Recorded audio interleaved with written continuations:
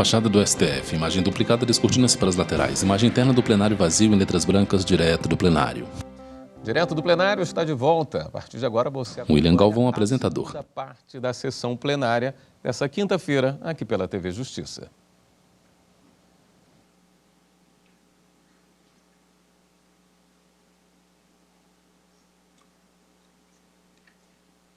Obrigada, podemos nos sentar. Renovando minhas saudações a todos, declaro reaberta a sessão. Retoma a sessão a excelentíssima ministra presidente da Suprema Corte, a ministra Rosa Weber. Da ação direta de inconstitucionalidade por omissão 59. Colho o voto do ministro Luiz Roberto Barroso. Está com a palavra. Boa tarde, presidente. Cumprimento Vossa Excelência. Cumprimento os ilustres colegas, cumprimento a doutora Lindora. À esquerda da mesa, entre o ministro Alexandre de Moraes e o ministro Dias Toffoli, quem vota é o excelentíssimo ministro Luiz Roberto Barroso. Presidente, começo por elogiar o voto de Vossa Em imagem aberta, ministros em plenário. Ao fundo, parte da plateia, algumas poltronas ocupadas. E com grande proveito, todo marcado aqui, um voto verdadeiramente memorável, que, aliás, se soma ao voto que havia sido igualmente memorável da ministra Carmen Lúcia na ADPF 609. Nós temos aqui uma ação que se volta essencialmente contra a paralisação do Fundo Amazônia por decisões, por atos normativos do governo federal. O Fundo Amazônia, como já se ressaltou aqui, ele foi criado com o propósito de financiar ações de prevenção, monitoramento e combate ao desmatamento e também a promoção de conservação e uso sustentável da Amazônia legal. Essa paralisação do fundo, como Vossa Excelência ressaltou no voto que proferiu, se deveu, sobretudo, à extinção de órgãos de governança do fundo, que eram o Comitê Orientador do Fundo Amazônia e o Comitê Técnico Científico do Fundo Amazônia. Quando os decretos do governo federal extinguiram esses comitês, advieram algumas consequências importantes. Duas delas, Noruega e Alemanha, que eram os dois principais financiadores do Fundo Amazônia, lembrando, como Vossa Excelência faz no voto, de que o Fundo Amazônia ele se insere no âmbito do REED+, que é este programa criado por Convenção Internacional para compensação dos países em desenvolvimento que realizassem metas de proteção ambiental.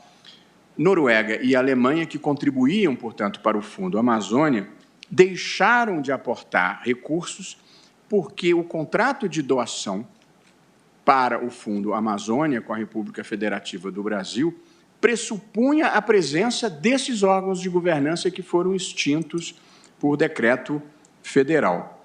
Em segundo lugar, o fundo deixou de aprovar novos projetos de investimento e também interrompeu aqueles projetos que já estavam em curso, sendo que há uma quantidade, como destacou a ministra Rosa Weber, de 3,4 bilhões de reais paralisados nesse fundo. Essa ação, portanto, contrária à paralisação do Fundo Amazônia, nela se pede, e aqui esse é um ponto importante, a reativação do funcionamento do fundo com a retomada das captações. 2, o repasse dos valores para os projetos já aprovados. 3, o exame dos projetos pendentes. E 4, a apreciação regular dos novos projetos apresentados. 5, o monitoramento da execução desses projetos pelos comitês que foram extintos. E 6, que a União se abstenha de tornar a paralisar o Fundo Amazônia e que também se abstenha de utilizar esses recursos para uma finalidade que não sejam as previstas no decreto que criou o Fundo Amazônia. A ministra Rosa Weber, e esse já foi um objeto parcial de discussão aqui, acolheu os pedidos A e o pedido F. O A no sentido de reativação do fundo e o F no sentido de determinar que a União se abstenha de voltar a paralisar o fundo e se abstenha de utilizar os recursos do fundo para qualquer outra providência. Na pauta ADO 59, requerentes PSB e outros. Ministros julgam ação em que se questiona a suposta omissão da União em repassar recursos para o Fundo Amazônia. Que a decisão de Vossa Excelência atende também os pedidos B, C e D, e vou dizer por quê. Portanto, eu não acho, pedindo vênia a quem entenda diferente, que haja ingerência em deliberações discricionárias ou puramente administrativas. Espero ser capaz de demonstrar no voto que passo a proferir, presidente. Eu considero que o Supremo Tribunal Federal, ao realizar esse debate sobre o Fundo Amazônia, traz para o centro do debate público a questão ambiental, e acho que nós temos, nessa matéria, presidente, um papel didático e de conscientização da sociedade, de uma maneira geral, sobre a importância do tema que nós estamos aqui discutindo. Uma importância que é global e uma importância que é brasileira. Esse assunto, a ministra Carmen não estava aqui, também tive a chance de ler com prazer e proveito o magnífico voto de Vossa Excelência na ADPF 609, que já fiz a referência devida e merecida, e eu retomo, presidente, muito objetivamente, a questão de situar globalmente, de maneira objetiva, o problema da questão ambiental no mundo, porque essa é uma das questões definidoras do nosso tempo. O que nós fizermos nessa matéria, aqui e agora, vai repercutir de maneira significativa sobre as próximas gerações. E nesse tema da questão ambiental, se colocam dois temas muito importantes e conexos, que são a mudança climática e o aquecimento global, ambos impactados diretamente pela solução que se dê às questões envolvendo a Amazônia. Em relação às questões ambientais, há dois problemas, há duas circunstâncias que dificultam muito o equacionamento desse problema, o seu equacionamento efetivo. Primeira circunstância das duas que gostaria de mencionar, uma é a ignorância ou o negacionismo, mesmo em face do fato de que a quase totalidade dos cientistas hoje se manifesta no sentido de que são manifestações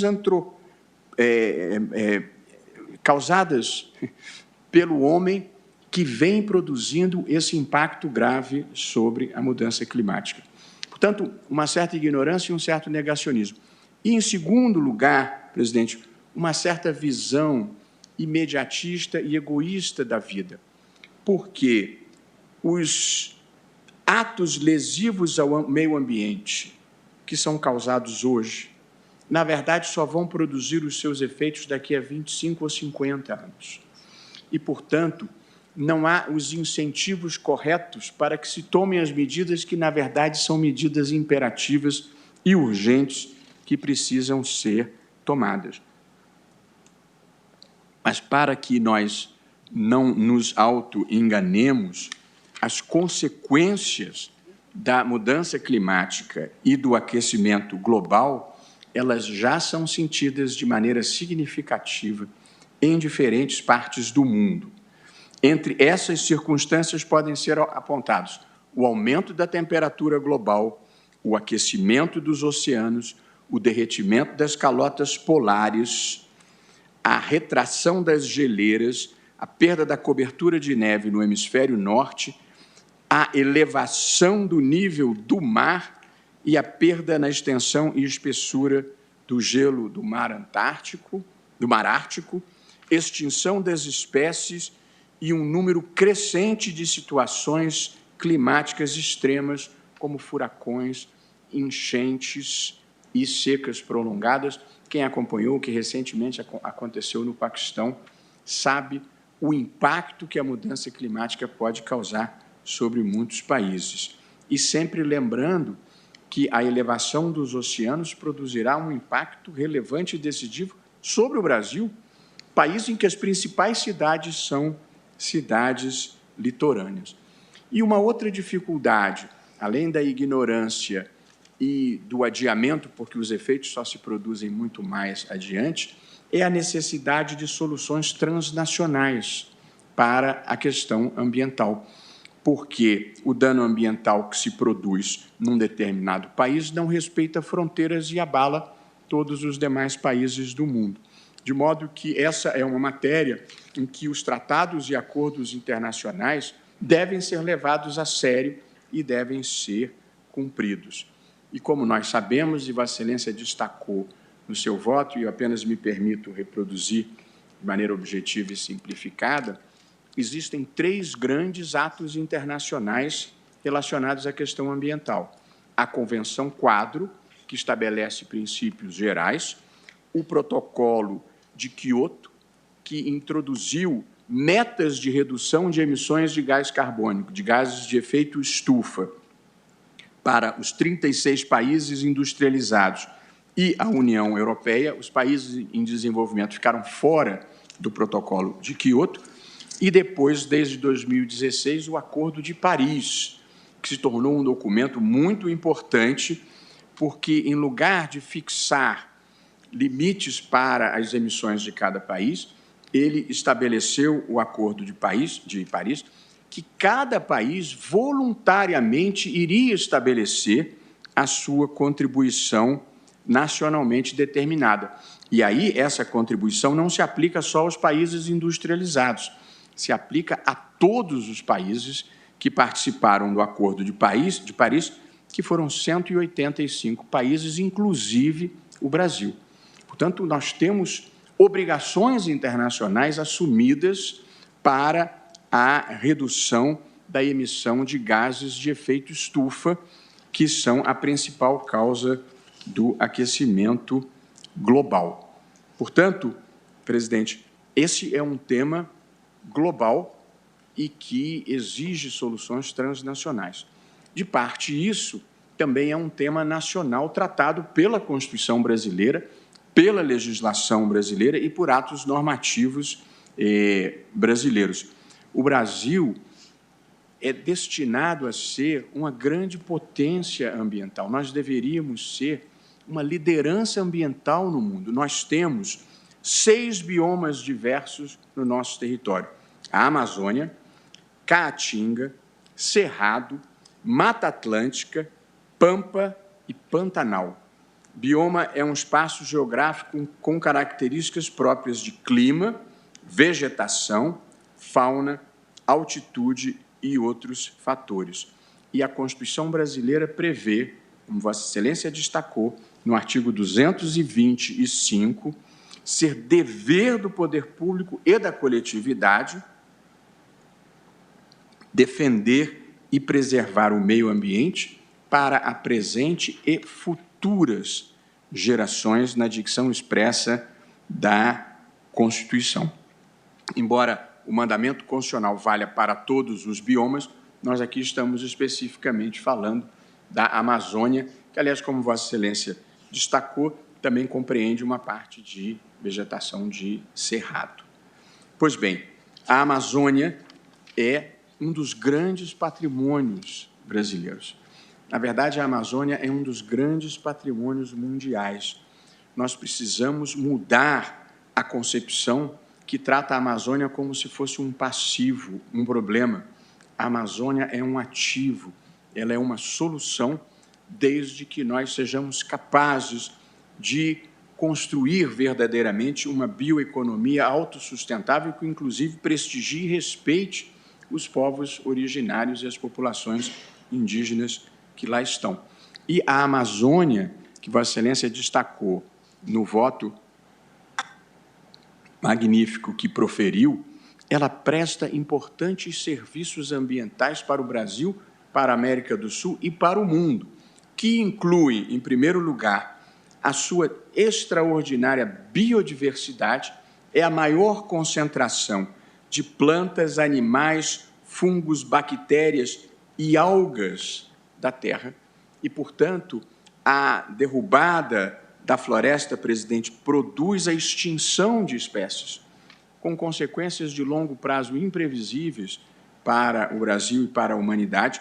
A Amazônia, além da biodiversidade, tem um papel decisivo no ciclo da água e no regime de chuvas em toda a América do Sul, com a formação dos chamados rios voadores, que vão irrigar outras regiões do país. O agronegócio, que é importantíssimo para o Brasil, e hoje em dia é um dos setores de maior desenvolvimento, é extremamente dependente desses rios voadores que saem da Amazônia e vão irrigar o Centro-Oeste. Portanto, não há uma colisão entre proteção ambiental e interesses do agronegócio, eles são convergentes, um depende do outro, e ambos são igualmente importantes. E, por fim, presidente, a preservação da Amazônia é decisiva pelo grande... Ministro Luiz Roberto Barroso, vice-presidente do STF. Pela chamada mitigação do aquecimento global, porque a fotossíntese produz o armazenamento do dióxido de carbono, que é o principal gás de efeito estufa que retém calor na atmosfera e produz o aquecimento global. Pois bem, a Amazônia, portanto, ela retém o carbono. Quando se derruba a floresta, não só se perde esse serviço ambiental de retenção do carbono, como, além disso, se libera na atmosfera o carbono que já estava armazenado. Não por acaso, Vossa Excelência observou no voto que, entre 2004 e 2012, o Brasil reduziu o desmatamento na Amazônia de 27 mil quilômetros quadrados para 4 mil quilômetros quadrados. Nesse período, o Brasil foi o país que mais contribuiu para a mitigação do aquecimento global no mundo, justamente pela preservação da floresta. Portanto, é muito importante preservar a floresta e é muito importante dar condições adequadas de vida para as populações locais. É preciso conciliar esses dois interesses, presidente. Mas eu estou destacando esse ponto para não parecer que a Amazônia é apenas uma floresta que ocupa parte do território nacional e impede a urbanização e o avanço do desenvolvimento. A Amazônia, justamente ao contrário, ela presta um imenso serviço de natureza ambiental e ela vale muito mais de pé a floresta do que... Na pauta ADO 59, requerentes PSB e outros. Ministros julgam ação em que se discute suposta omissão da União em repassar recursos para o Fundo Amazônia. Relatora é a excelentíssima ministra Rosa Weber, presidente do STF. Portanto, eu penso que esse julgamento precisa ter um efeito didático também, de fazer com que as pessoas da sociedade se conscientizem, porque é a sociedade civil consciente e mobilizada que empurra a história na direção certa e coloca na ideia dos governantes o dever de respeitar essas importantes demandas da sociedade. Esse aumento no desmatamento, presidente, compromete gravemente a imagem do país. Eu não sou uma dessas pessoas preocupadas com a imagem apenas, sou preocupado com o conteúdo das coisas.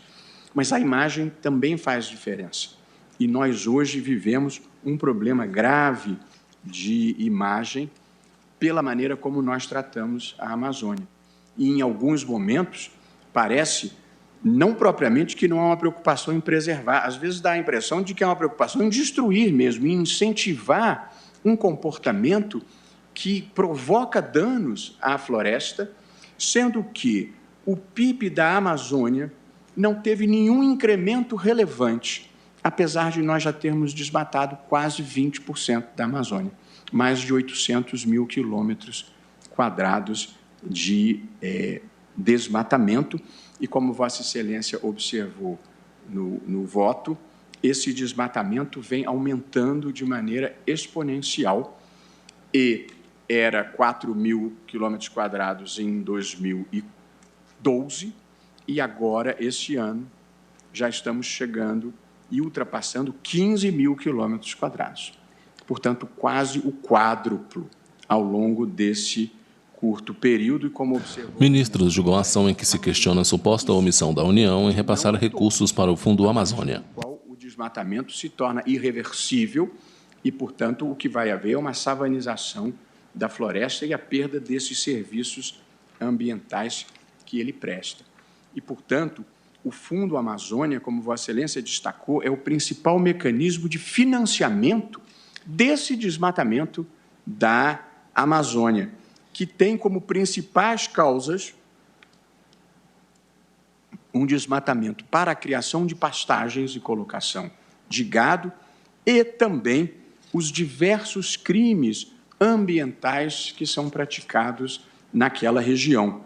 Esses principais crimes são o desmatamento em si, que é um crime, as queimadas e, muito notadamente, extração e comércio ilegal de madeiras, que é hoje um dramático problema, porque retiram-se as madeiras nobres e deixa-se muitas vezes a vegetação, mas aí a floresta já ficou inteiramente degradada, como o cientista climatologista Carlos Nobre e outros que tiveram na nossa audiência pública depuseram e procuraram demonstrar. Então, temos extração e comércio ilegal de madeiras, temos mineração ilegal, temos ocupação ilegal de terras indígenas e temos a grilagem de terras. Há uma dinâmica nesse desmatamento que segue mais ou menos um padrão, que é, assim, a extração ilegal da madeira, das madeiras nobres,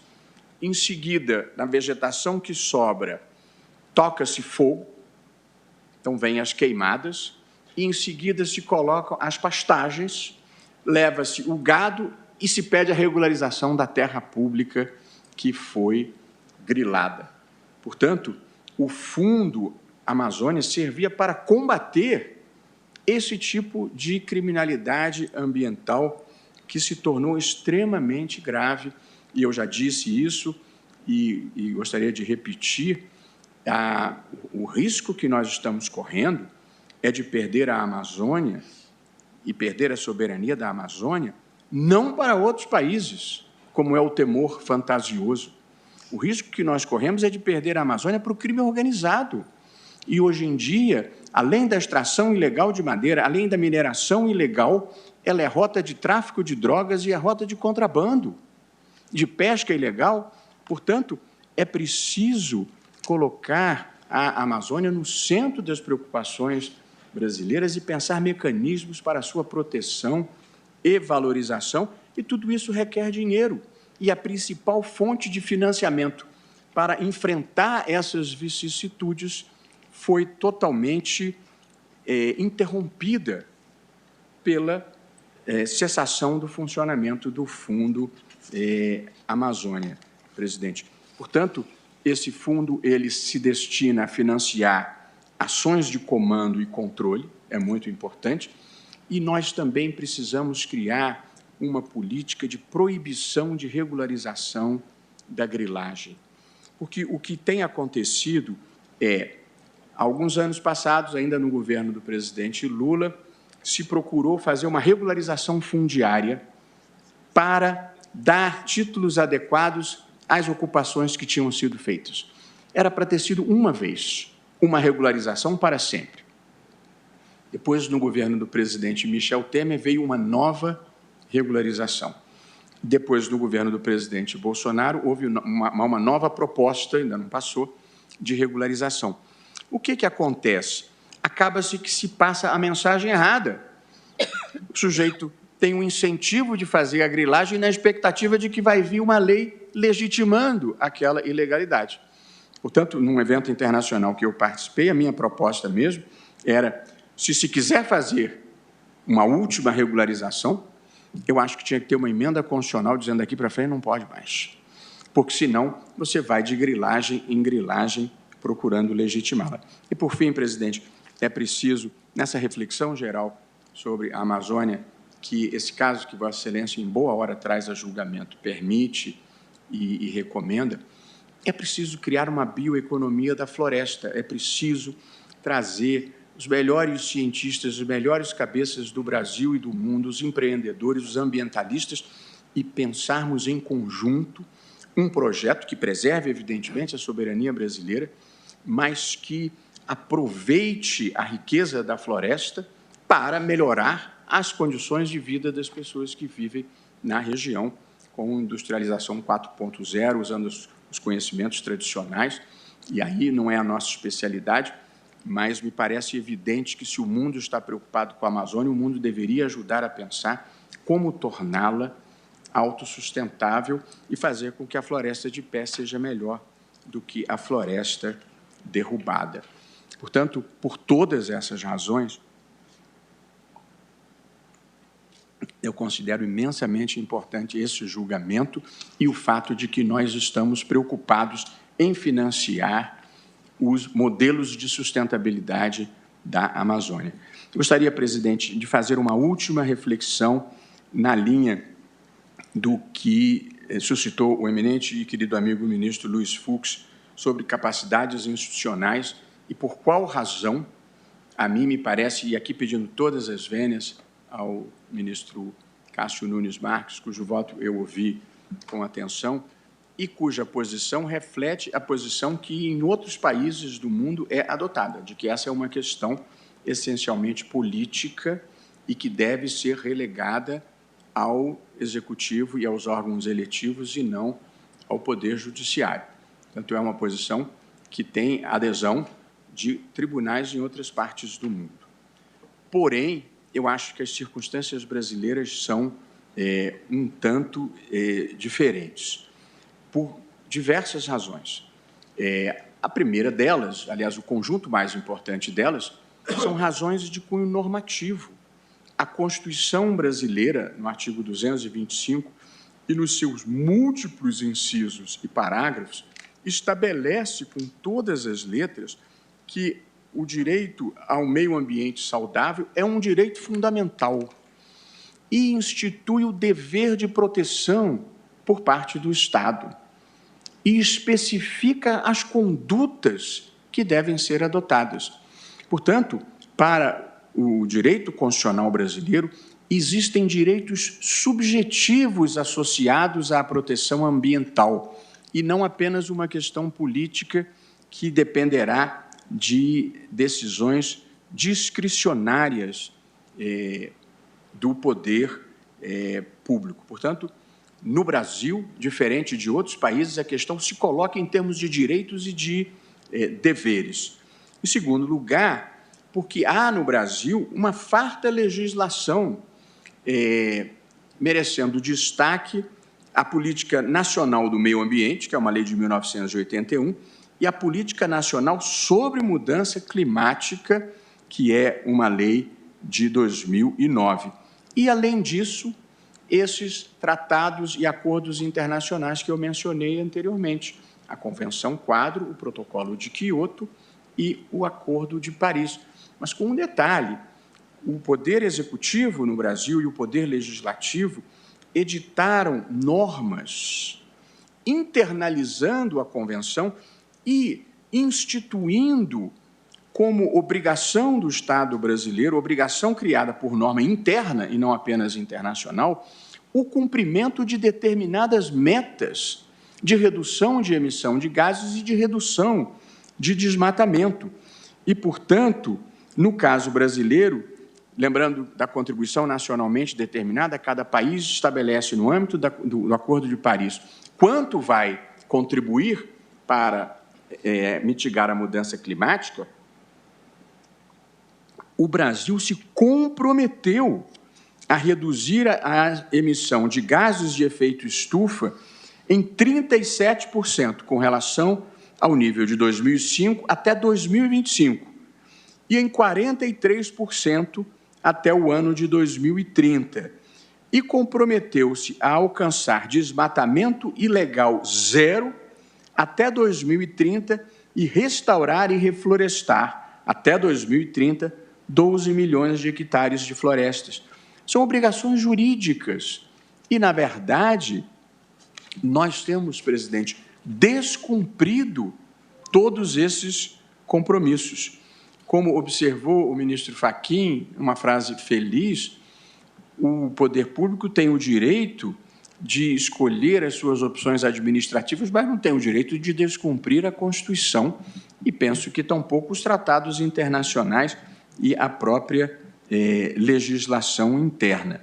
Portanto, nós temos andado, em relação à Amazônia, na contramão do que determina a Constituição, do que determinam os tratados internacionais, do que determina a legislação e do que determinam os compromissos que nós assumimos.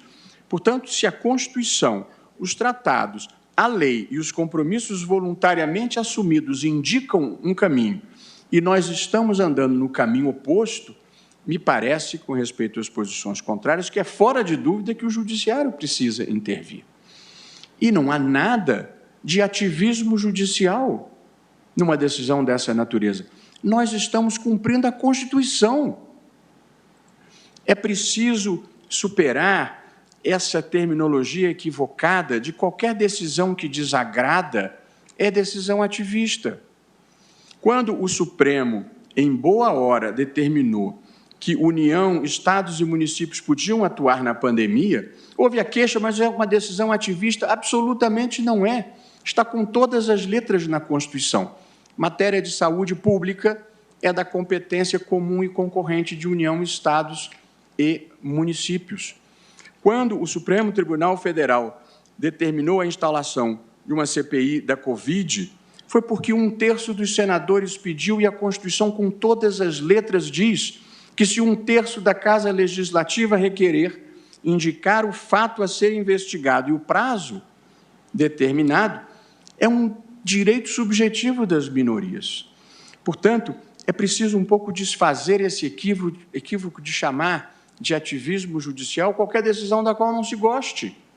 Não tem uma gota de ativismo judicial no cumprimento da Constituição. É um arranjo institucional brasileiro. E por que o Supremo interfere? Porque cabe ação direta. E tem dezenas de legitimados que trazem a matéria ao Supremo e o Supremo decide. Decide de maneira ativista? Não. Decide aplicando a Constituição. São raríssimos os casos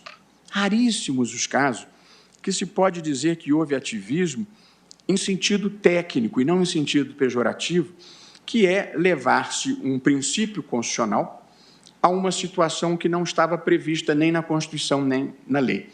E, portanto, uma certa criação judicial do direito, como nós fizemos, por exemplo, no caso das uniões homoafetivas.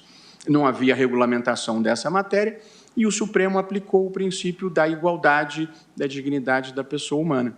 E, aliás, foi premiado pela Nações Unidas num prêmio recebido durante a gestão do ministro Dias Toffoli. Portanto, é preciso chamar as coisas pelo nome certo. As pessoas podem não gostar da Constituição brasileira, mas não podem reclamar que nós estamos aplicando-a da maneira que ela diz que deve ser aplicada.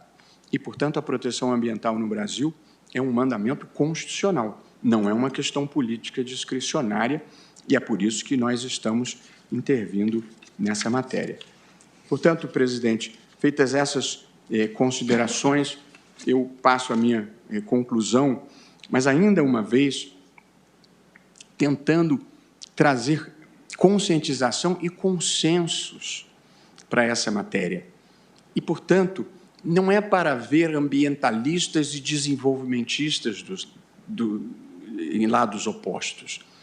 Nós queremos um desenvolvimento sustentável. E, no geral, quem vota é o excelentíssimo ministro Luiz Roberto Barroso, vice-presidente do STF. Ministro, pausa, fala e bebe água. Que não faz sentido e que nos compromete internacionalmente. Ministros julgam ação em que se questiona a suposta omissão da União em repassar recursos para o Fundo Amazônia, ADO 59. No mundo. Esse é um fato real e que nos deixa extremamente orgulhosos. E hoje em dia, o Brasil é extremamente mal visto em muitos círculos esclarecidos pela maneira como nós tratamos a questão ambiental e, especialmente, a Amazônia, com o desmonte das instituições cujo papel é fomentar a proteção ambiental e fiscalizar os atos que vulneram essa proteção ambiental, como Vossa Excelência bem destacou. Portanto, eu observo, presidente, em conclusão, o que considero um pouco um chamado à razão. Ainda subsiste em muitos espaços da vida brasileira e mundial uma crença equivocada de que a proteção ambiental é um tema secundário e desimportante, cultivado por elites globalizadas e progressistas. Por certo, esse é um problema global que precisa ser enfrentado por todos os países. Porém, a proteção do meio ambiente, a conservação das florestas e o enfrentamento à mudança climática e ao aquecimento global não são causas progressistas. Essas são as causas da humanidade. Estamos falando da vida dos nossos filhos, dos nossos netos e da sobrevivência do planeta. Essa precisa ser uma agenda prioritária para todos os países. Quanto menos nós fizermos agora, mais terão que fazer as próximas gerações. Há uma decisão notável do Tribunal Constitucional Federal alemão, precisamente cuidando do tema da justiça intergeracional, para que uma geração não deixe o problema aumentado para a geração seguinte. Por essas razões, presidente, eu estou votando pela procedência do pedido e estou acompanhando Vossa Excelência e não me animaria a divergir minimamente desse voto primoroso que Vossa Excelência proferiu. Eu apenas o interpreto de uma maneira ligeiramente diferente, embora sujeito à interpretação autêntica de Vossa Excelência. Mas Vossa Excelência conclui o voto dizendo: desse modo, entendo como medida jurisdicional adequada para a solução do problema a suspensão da aplicação dos dispositivos normativos que alteraram o modelo de governança do Fundo Amazônia, extinguindo aqueles 2 comitês responsáveis pela governança. Portanto, Vossa Excelência está suspendendo os atos normativos que frustraram a continuidade do Fundo Amazônia. Ao suspender esses atos normativos, a minha leitura é que nós retornamos ao status quo ante. Quando se suspende por inconstitucionalidade um dispositivo, volta a viger a normatização anterior. Portanto, a meu ver, na decisão de Vossa Excelência, estão incluídos a reativação do fundo, o repasse para os projetos já aprovados, a continuidade das propostas, da avaliação das propostas pendentes e a apreciação de novas propostas, porque nós estamos voltando ao regime anterior, na medida em que Vossa Excelência suspende. Eu não acho que estas sejam providências administrativas e que nós estaríamos fazendo uma intrusão em espaço do Executivo. Eu acho que a decisão de Vossa Excelência, ela simplesmente faz com que o Fundo Amazônia volte a funcionar como era. E a maneira como ele era inclui todas essas etapas. Vossa Excelência, no fundo, determina isso, mas dá 60 dias para o governo retomar. Eu não tenho problema de esperar 60 dias. 60 dias no Brasil é um prazo tão exíguo, nada acontece em 60 dias. Mas eu considero implícita na decisão de Vossa Excelência e nos 60 dias para a retomada do fundo, todas essas providências, porque essas providências correspondem ao que era o funcionamento normal do fundo. Portanto, eu, em busca do consenso, numa questão importante como essa, acompanho Vossa Excelência, mas considerando que a determinação que Vossa Excelência dá de que no prazo de 60 dias o governo federal reative o Fundo Amazônia, que essas providências incluem a reativação, evidentemente, o repasse para os projetos aprovados, a apreciação dos projetos pendentes, a verificação dos projetos pendentes e a apreciação de novos projetos. Eu acho, presidente, que essa leitura que eu estou propondo concilia as observações que foram feitas anteriormente quanto ao alcance da providência, porque havia 6 pedidos. Os 6 pedidos correspondiam à volta do funcionamento normal. Vossa Excelência está determinando o funcionamento normal em 60 dias e, portanto, a volta do modelo que vigorava anteriormente. E, portanto, nessa interpretação, eu estou de pleno acordo em esperar 60 dias para que volte a funcionar, de modo que eu estou julgando procedente para declarar incidentalmente a inconstitucionalidade dos mesmos dispositivos dos decretos que Vossa Excelência apontou para que seja reativado o Fundo Amazônia e aguardando-se os 60 dias. Muito obrigado, presidente. Obrigada, ministro Luiz Roberto.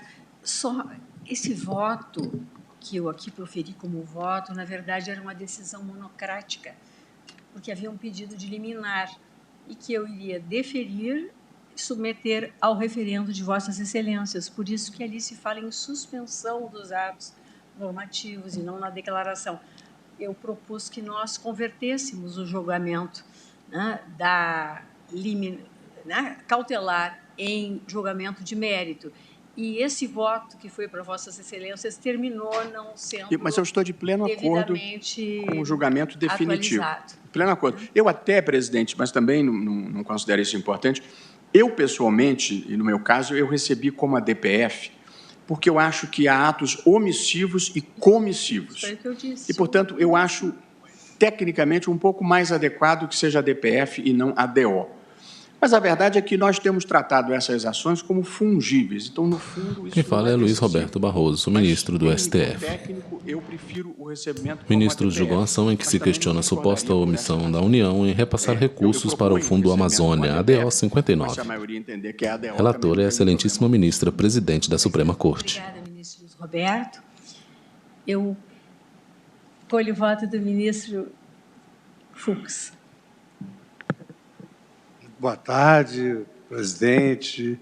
Queria, primeiramente, parabenizar Vossa Excelência por ter trazido não só o tema, mas eu conheço as exigências da cadeira da presidência. Vossa Excelência conseguiu ainda se desincumbir com grande densidade sobre um tema... Luiz Fux, ministro do STF.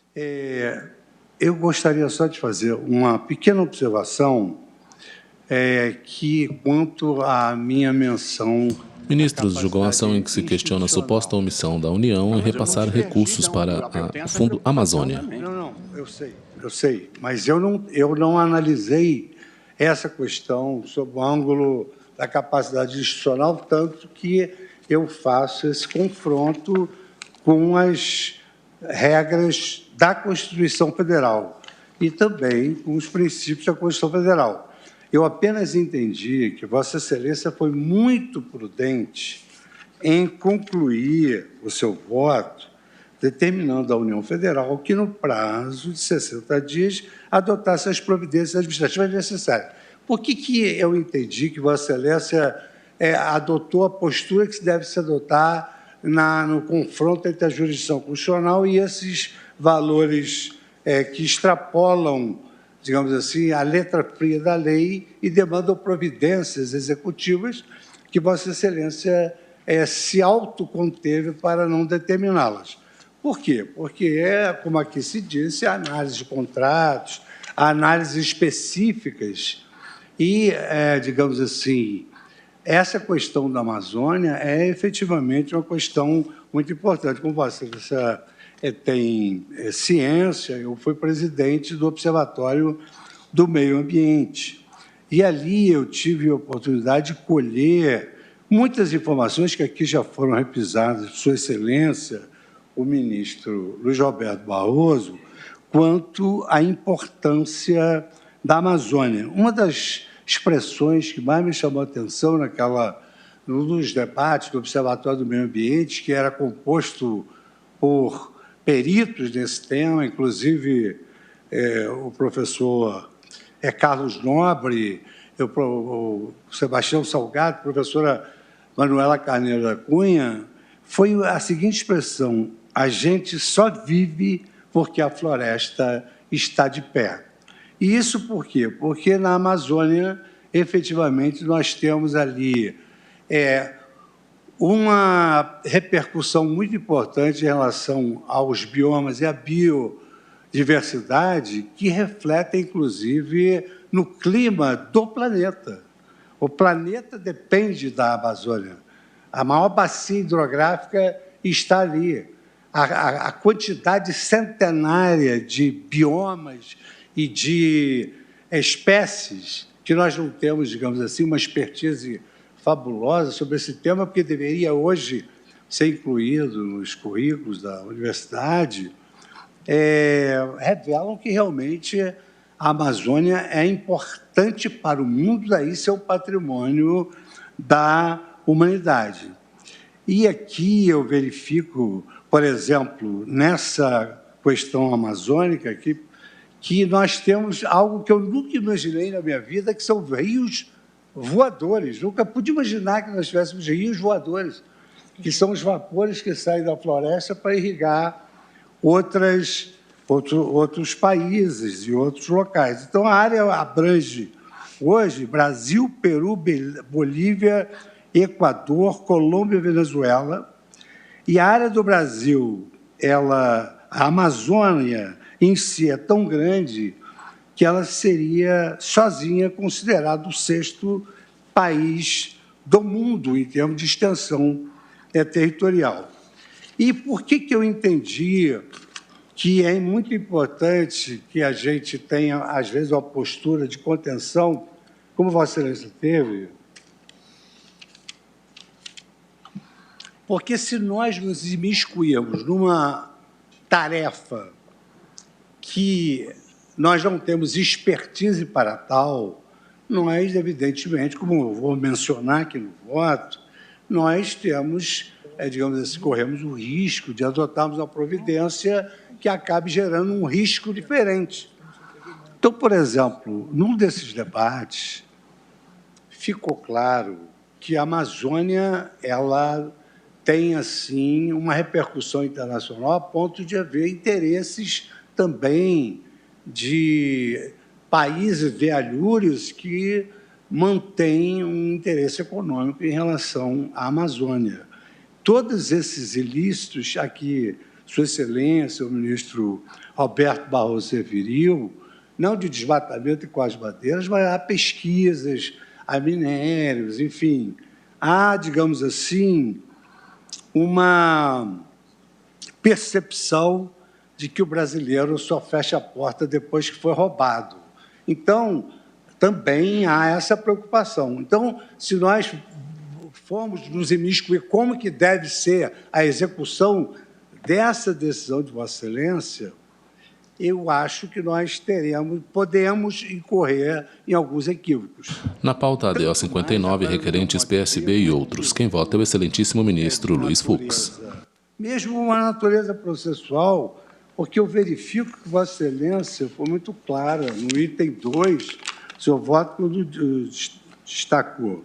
O problema posto constitucionalmente para a deliberação deste tribunal, como relatei, circunscreve-se a alegação de omissão inconstitucional por parte da União quanto ao funcionamento adequado e suficiente da política financeira materializada no Fundo Amazônia, tida como essencial para o implemento dos deveres de proteção do direito fundamental ao meio ambiente, especial do patrimônio dos biomas que integram a biodiversidade da região da Amazônia Legal. Então, Vossa Excelência se adstringiu a esse tema decidendo. E, evidentemente, diante daquilo que Vossa Excelência propôs, um voto magnífico, histórico, no momento desses, Vossa Excelência estabeleceu as balizas de maneira muito clara, que era a retroação ao status quo ante. Então, eu, no Observatório do Meio Ambiente, pude colher todas essas visões antagônicas E o ideal é realmente o desenvolvimento sustentável da Amazônia, mas também nós temos de velar por aquilo que é nosso. Então, me chamou muita atenção que alguns líderes mundiais dissessem: nossa casa está queimando, precisamos agir pela Amazônia para nossos filhos e nossos netos. E os brasileiros imaginam que a Amazônia pertence a eles. Não, a Amazônia é um problema do planeta, mas a Amazônia, 70% da Amazônia é da nação brasileira. Isso não significa dizer que nós não tenhamos a consciência ambiental de que há uma repercussão para todo o planeta. Então, é um problema global e o Brasil não pode se tornar insensível a ele. Tanto que os parâmetros constitucionais que eu adotei foram regras da nossa Constituição e fiz o discrimen de que, é verdade, em diversos países evoluídos do mundo, a questão é política, mas há espaço para a jurisdição constitucional quando, por exemplo, nós podemos mencionar, em caráter genérico, houver uma proteção deficiente, que é mais ou menos o que Vossa Excelência procurou demonstrar no seu belíssimo voto. Vossa Excelência revelou um estado de coisas inconstitucional. Mas eu também, à semelhança do ministro Luiz Roberto Barroso, aceito qualquer denominação do que Vossa Excelência trouxe, ou ação declaratória por omissão, ou uma ação de descumprimento do preceito fundamental pelo estado de coisas inconstitucional. De sorte que, feita essa ressalva com relação à capacidade institucional, mas sendo extremamente irreverente a importância da Amazônia para o planeta, eu destaco aqui, numa rápida passagem, que a propositura da demanda teve como causa petende o objetivo de que houvesse o gerenciamento adequado do Fundo Amazônia, que serviu a esses objetivos que o ministro Luiz Roberto Barroso aqui nos trouxe, e que é importante que ele seja, digamos assim, repisado, porque o Fundo Amazônia, ele é, como Vossa Excelência destacou no seu voto, gerido pelo BNDES, que também se incumbe da captação de recursos, da contratação, que eu acho que é uma seara que efetivamente nós não deveríamos ingressar, e sim, do monitoramento dos projetos e ações apoiados pelos documentos nacionais e transnacionais que o Brasil assinou. Aliás, não é por outra razão que a Noruega é a principal credora, detendo cerca de 94% do capital investido, aproximadamente 3,1 bilhões de reais. Ela o fez, teoricamente, pro bono, né? Por um oferecimento que não haverá, digamos assim, foi por idealismo autêntico para os que têm essa visão. E no caso concreto, pelo que eu pude depreender do voto de Vossa Excelência, que foi muito, apesar de um voto minudente, mas muito claro, que a controvérsia está exatamente nessa omissão, na disponibilização adequada dos recursos e no andamento administrativo do Fundo Amazônia, instituído pelo Decreto Federal 6527, de 2008, em razão de 2 parâmetros constitucionais, que eu levo em consideração. Não.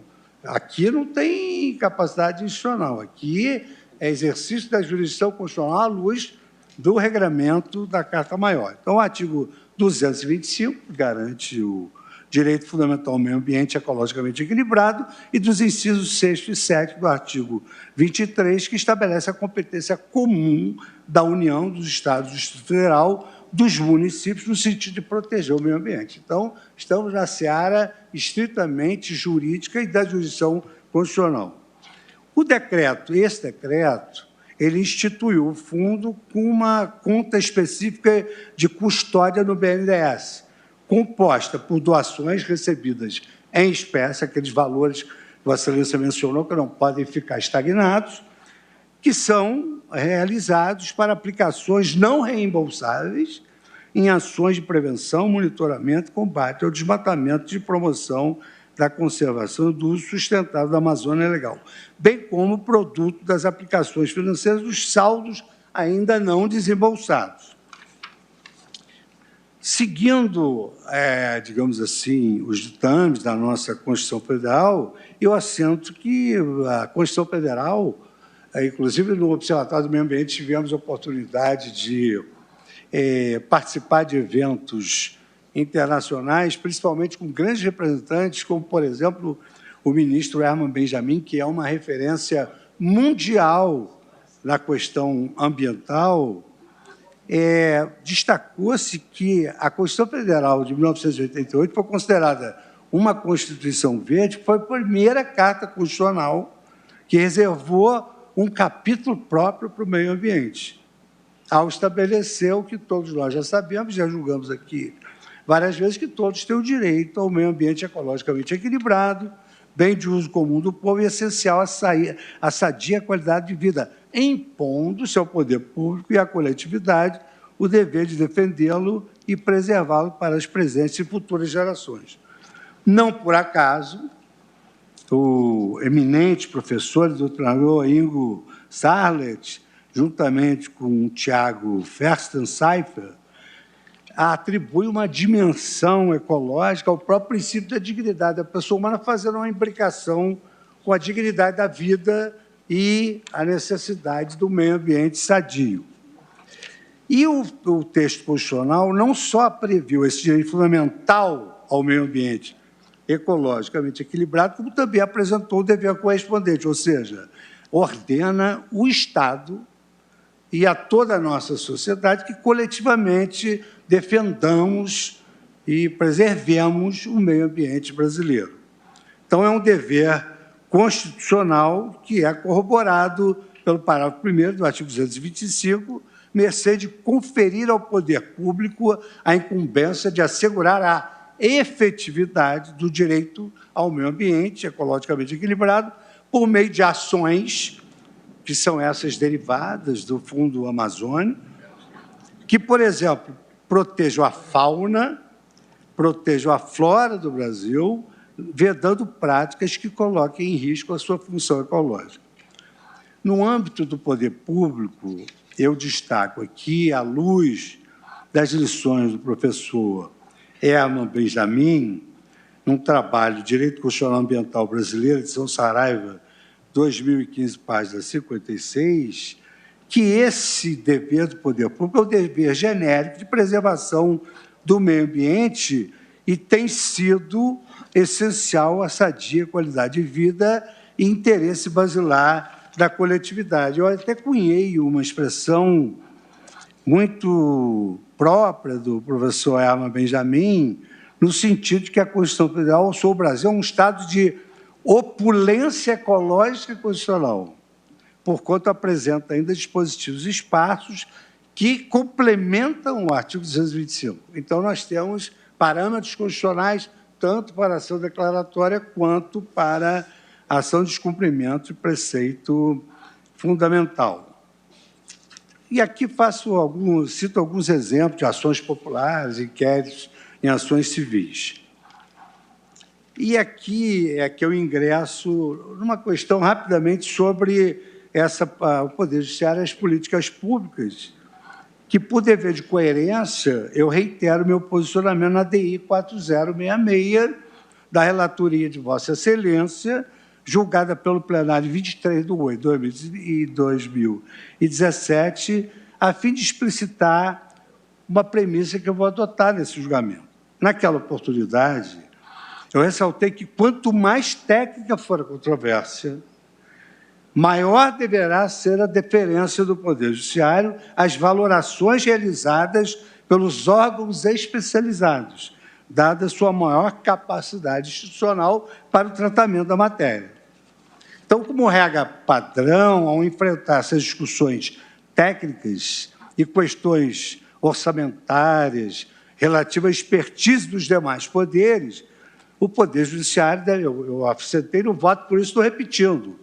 Quem vota é o excelentíssimo ministro Luiz Fux. Exercendo suas virtudes passivas de autocontenção, promovendo um diálogo constitucional que propicia aos poderes políticos do governo, em conjunto com a sociedade, a oportunidade de debater e resolver questões constitucionais divisoras por meio de canais democráticos. Quer dizer, uma cooperação nossa. E, na verdade, vamos dizer assim, isso eu não extraí de uma relação, de nenhuma posição ideológica. Eu vou complementar para dizer porque enfrento a questão tal como Vossa Excelência enfrentou. Todas essas colocações, no meu modo de ver, melhor delas, para nós aqui, vamos dizer assim, privilegiarmos a academia científica formada pelas mulheres, é exatamente a posição da professora Cristine Batot, que, nessa obra sobre diálogos acerca da teoria constitucional, eu cito a fonte, a página, enfim, ela entende que as cortes deveriam desenvolver virtudes passivas de decidir ou não decidir, principalmente porque nós não temos um governo de juízes eleitos e que isso teria arena própria. E essas observações, elas também foram feitas pelo professor Frederic Shaw, professor Cassusta e Adriano Vermelho, em obras já conhecidas.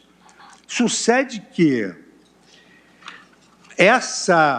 digamos assim, essa suposta autocontenção, ela deve ser derruída exatamente quando nós estamos diante, primeiro, de deveres constitucionais, como só ser o dever de proteção ao meio ambiente, como diante de princípios fundamentais que regem a atuação do poder público, dentre outros, a eficiência na gestão pública. E os princípios também que regem as relações internacionais, porque nós aqui vimos, pelo voto do eminente ministro Luiz Roberto Barroso, que o Brasil recebe somas significativas em razão exatamente de ter se comprometido com essa questão da Amazônia, que é uma questão que transcende o território nacional.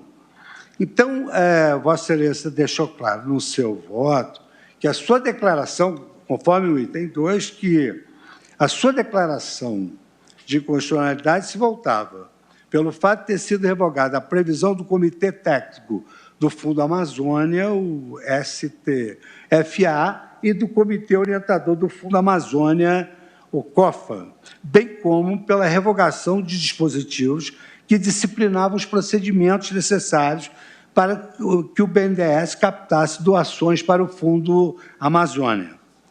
De fato, o então ministro do Meio Ambiente esclareceu que a extinção dos comitês, segundo uma das versões, ocorreu em virtude de desacordos do projeto de reformulação do funcionamento do fundo, que realmente é uma matéria que nos demandaria um conhecimento um pouco mais profundo de outras áreas periféricas ao direito, o funcionamento do fundo. Ocorre que, em primeiro lugar, a inércia da União, que aqui houve consenso, a inércia da União em editar novos critérios para a captação e gestão institucional do Fundo Amazônia, paralisar a utilização de mais de 1,5 bilhão em contribuições represadas, bem como impedir a captação de novos recursos para o fundo, conforme os números que Vossa Excelência trouxe, elucidados na feliz audiência pública que Vossa Excelência realizou aqui no Supremo Tribunal Federal. Em segundo lugar, de acordo com o voto de Vossa Excelência, porque eu estou sempre me encaminhando no sentido de estar de acordo integral com o voto de Vossa Excelência.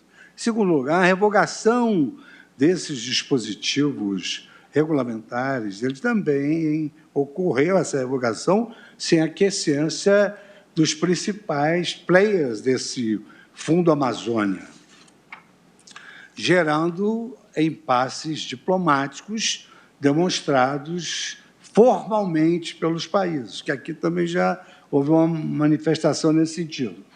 Em verdade, essa medida contrariou expressamente o memorando de entendimentos previamente firmado entre a República Federativa do Brasil e o Reino da Noruega. Em terceiro lugar, ainda no sentido de acompanhar o voto de Vossa Excelência, a revogação desses comitês, tanto o comitê técnico como o comitê orientador, retiraram unilateralmente toda a participação da sociedade civil, da academia, da iniciativa privada e até da própria administração pública na gestão do Fundo Amazônia. E eu sei o quão é importante, pelo Observatório de Direitos Humanos, essa participação multidisciplinar, muito importante, inviabilizando não só o controle social do fundo e o exercício do dever de proteção do meio ambiente, como simplesmente impedindo qualquer espécie de governança institucional do fundo. A título de exemplo, o COFA previa membros de ministérios, representantes da estrutura funcional da presidência e até representantes dos governos de estados da Amazônia Legal, que ela abarca inúmeros estados. Eu tenho aqui mencionado, mas isso já é de conhecimento pelo próprio voto de Vossa Excelência. Em quarto lugar, a revogação dos procedimentos necessários para que o BNDES captasse doações e reconhecesse formalmente os doadores, não só diminuiu, segundo, digamos assim, várias observações do observatório, a transparência e a publicidade dos requisitos para a gestão do Fundo Amazônia. E uma externalidade negativa que desestimulou completamente as doações estrangeiras destinadas, porque despidas de um reconhecimento público. Então, a adoção das medidas administrativas, a implementação de políticas públicas, a edição de atos normativos que viabilizem com concretude o dispositivo constitucional da proteção do meio ambiente são consequentários lógicos do dever estatal de proteção do meio ambiente ecologicamente equilibrado. Então, entendi que, nas hipóteses que o poder público seja omisso da formulação de políticas públicas, que ele se quede inerte em efetivar essas medidas como já estavam previstas anteriormente, e realize uma gestão deficitária desses recursos. Ministros julgam a ação em que se questiona a suposta omissão da União em repassar recursos para o Fundo Amazônia. A DO 59, relatora a excelentíssima ministra Rosa Weber, presidente do Supremo Tribunal Federal. Quem vota é o excelentíssimo ministro Luiz Fux. 418 de Vossa Excelência, que, autorizando a intervenção da jurisdição constitucional, destacou que admite-se essa intervenção do Poder Judiciário para determinar a administração pública que adote medidas assecuratórias de direitos constitucionalmente assegurados como essenciais, sem que isso configure violação ao princípio da separação de poderes. Aí eu trago aqui o voto de Vossa Excelência. É exatamente como eu entendi a hipótese dos autos. Diante de evidente violação do artigo 225, pelas sucessivas condutas de esvaziamento do Fundo Amazônia, que tem o escopo que foi mencionado à saciedade, aqui com muita profundidade, como de regra, por Sua Excelência o ministro Luiz Roberto Barroso, eu não tenho como concluir diferente de Vossa Excelência pela omissão inconstitucional do Poder Público Federal na gestão do Fundo Amazônia. E concordo com essa repristinação do que havia antes, como sugeriu o ministro Luiz Roberto Barroso, porque é um consecutário lógico da declaração de inconstitucionalidade, de restabelecimento da ordem normativa anterior. E também concordo com a autocontenção de Vossa Excelência na parte dispositiva, porque entendo que esmiuçar o funcionamento do fundo seria efetivamente, digamos assim, invadir uma seara do BNDES e, ao mesmo tempo, reafirmar, com a devida vênia das opiniões do contrário, que nós não temos expertise para isso. E isso exige, efetivamente, na doutrina desses eminentes professores, um reconhecimento da capacidade, da incapacidade institucional, apenas com relação a essas questões burocráticas. Longe de mim dizer que a jurisdição constitucional não pode proteger o meio ambiente por falta de capacidade institucional. Acompanho integralmente Vossa Excelência, novamente parabenizando-a, porque não é brincadeira conciliar a presidência com voto resumido dessa densidade. Muito obrigada, ministro Luiz Fux. Ministro Toffoli, pelo horário, não colheria hoje o voto de Vossa Excelência, a não ser que Vossa Excelência prefira votar. Aí Meu fica a critério. Rápido. Então, está com a palavra. Até porque o meu voto, ao cumprimentar o voto de Vossa Excelência, na pessoa de Vossa Excelência cumprimentar todos, e diante do adiantado da hora, o meu cumprimento à densidade do voto de Vossa Excelência é dizer que não juntarei voto, acompanho Vossa Excelência com a vênia dos colegas que divergiram. Dias Toffoli, ministro do STF. Obrigada, ministro Dias Toffoli. Ministra Carmen Lúcia, a próxima seria Vossa Excelência. Começamos na próxima semana ou Vossa Excelência prefere votar desde logo? Podemos começar sem nenhum problema na próxima semana, até por causa do horário. Certo.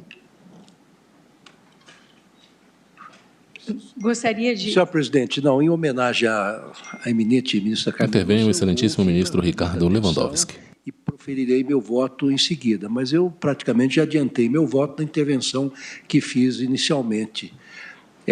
Então, aguardo até a próxima semana. Tá certo. Muito obrigada, ministro Lewandowski. Então, mais um resultado provisório, que eu agora declaro, dizendo que após os votos do ministro Alexandre de Moraes, Edson Fachin, acompanhando a relatora, o ministro Luiz Roberto Barroso, também acompanhando a relatora, mas conhecendo da ação como a DPF, do voto do ministro Luiz Fux, acompanhando a relatora, e do voto do ministro Dias Toffoli, também acompanhando a relatora. Senhor presidente, eu também estou aderindo à posição do ministro Luiz Roberto Barroso, no sentido de acolher, já que você se deixou em aberto no seu voto, de acolher também como... Então, do ministro Dias Toffoli, perdão, do ministro Luiz Fux, na mesma linha do ministro Luiz Roberto, acompanhando a relatora, mas conhecendo como a DPF. Foi suspenso o julgamento, prossegue na próxima sessão, e me resta agradecer a presença de Vossas Excelências, de todos que nos acompanharam, desejar um excelente final de dia e declarar encerrada a sessão. A imagem vai se abrindo.